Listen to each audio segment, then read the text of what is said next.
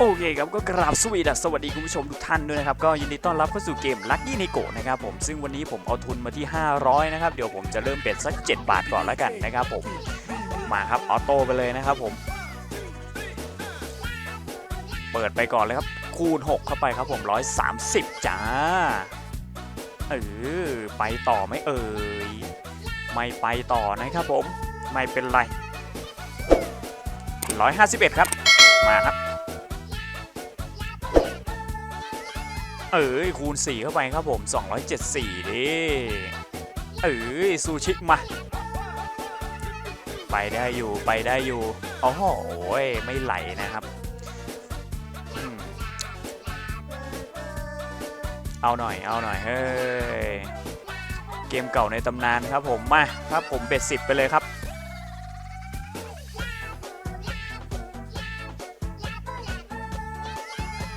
โหเสียดายไม่มีตัวคูณ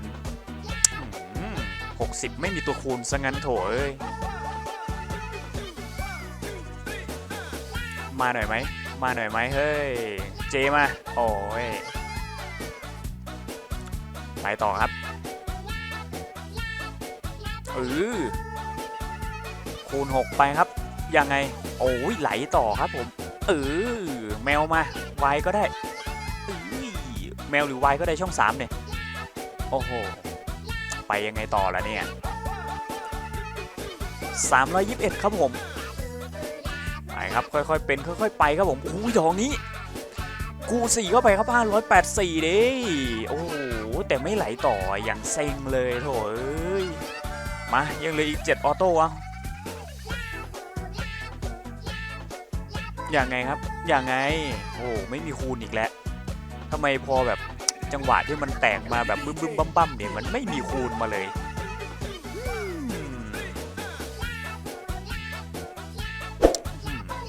ก็ถือว่ามา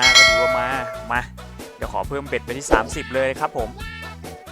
ไปครับออโต้ครับผมยังไงครับวันนี้ขอแบบนิดหน่อยพอครับพอหอมปากหอมคอก็พอครับ700ไปต่อไหมไม่มีอะไรเกิดขึ้นเลยจ้ะ โถ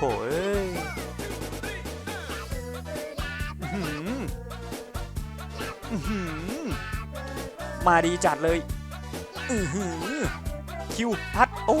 ยทำไมไม่ไหลหน่อยวะเปลี่ยนให้พัดเป็นวายเนี่ยโอ้โหมาดีวะไหลดิยังได้อยู่ยังไงต่อโอ้โหคอมโบน้อยมากแต่ก็ถือว่าได้อยู่นะ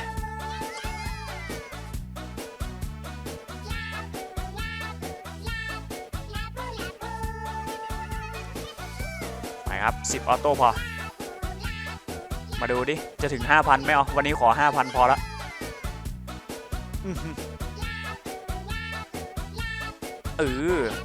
อีกนิดเดียวโอ้โห